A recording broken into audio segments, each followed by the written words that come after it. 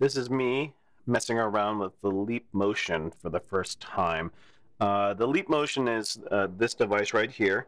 It's basically a motion sensor control that controls a field that's within a basic cone that goes out this direction. This is something that I bought a while back, months back, but I didn't really have the opportunity to use it because I was involved in a lot of stuff at work and other kind of personal projects. But because the next project that I'm working on musically is an electronic music piece that I want to do surround sound for, I originally was going to make it into a standalone electronic music piece, audio only, that just moves around the surround sound space. But I decided maybe I wanted to try to use some interactive elements to it too if I was going to use the Leap Motion potentially to be able to control the piece a little bit more in real time so that it wasn't always going to be the same. And I'm not sure how it's going to be used yet, if I'm going to use it even, but I wanted to start documenting what it is that I was potentially going to be doing with this and just kind of learning how to use the technology so that if not for this project but for a future project, I might use it for something else. And so this is the basic demo of how the Leap Motion does its stuff. Again, here's the motion control itself, the motion detector, I guess, and this is what it is that it sees. If I put my hand into this space, then it can move it around. It's a basic sort of motion controlling. It can also detect velocity and things like that. And the sort of finite control that it has and precise detail that it can detect is pretty phenomenal. This is just a different perspective, giving an idea of how to be able to track the space in one way or the other.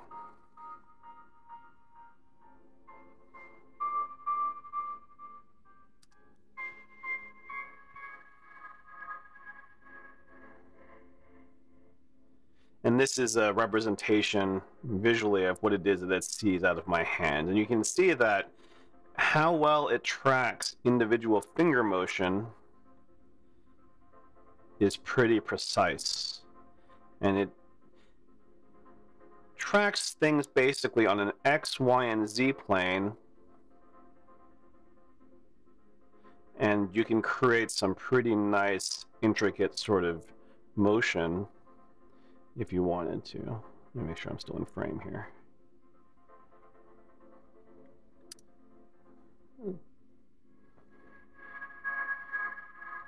So when I first got the Leap, all right, and this is basically how it's saying if I want to push forward with a single finger, then I can draw some stuff. Let me see if I can get this to go a little bit better here.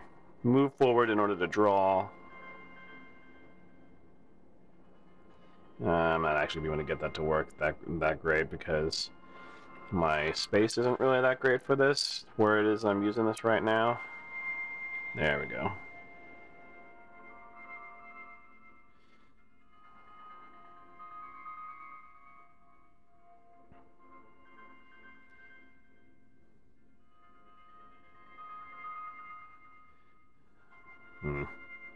Clearly I'm not really that great at the drawing aspect of this and knowing where it can kind of track the space here. This is still me experimenting really basically. But point being that this isn't actually the control that I'm going to be using, or this is all through the Airspace store, which is Leap Motion's custom store. What I'm much more interested in is it not locking up on me.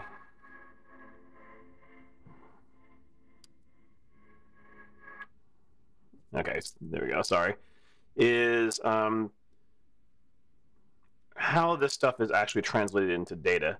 And so there's a program that I use, or used in the past, I don't use it so much anymore, that's called Max,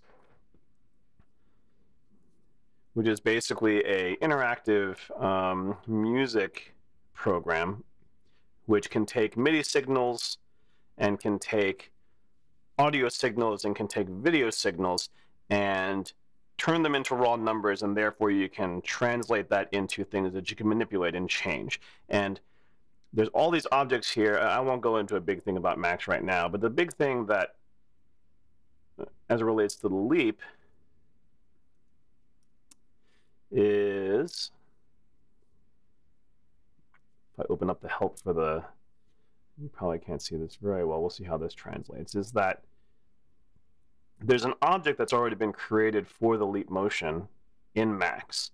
And what that does then is it takes the visualization in the upper right-hand corner right here. I don't know how well you can see that. The upper right-hand corner there, it's the same sort of visualization as what it is that I saw before, but then that also gets spit out into numbers. And if you see these numbers here, basically there's an identifier for what it is that the hand is, the hand ID, so it can distinguish between two different hands if you have two hands in frame, or if the hands move away and the hands come back, then each hand motion, or each hand that enters into the field, gets a unique identifier, kind of like a primary key in the context of data management.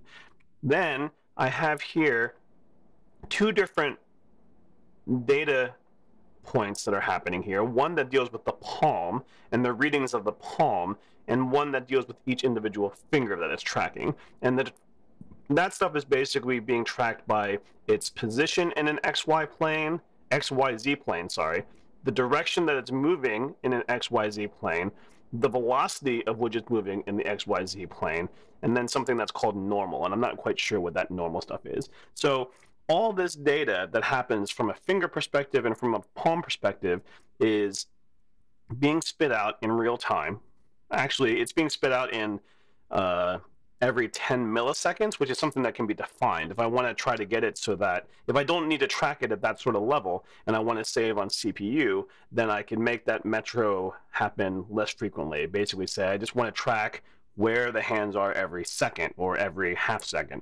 But if I wanted to be able to track it in real time, or in as close to real time as possible, set it to 10 milliseconds, and I get all of this wonderful number data. And exactly how I'm going to be using this in the piece, I'm not sure. The piece doesn't, the way that I conceive of how it is I want to control the piece has less to do with this finite control, a lot more to do with grand sweeping gestures. And so we'll see whether or not this interface and how I decide to use it is really going to work with the piece. But I wanted to start documenting, video documenting, me discovering the process, understanding how to be able to interpret the data, and then therefore how to be able to use the data in a way that's going to be useful for me. We'll see how that progresses.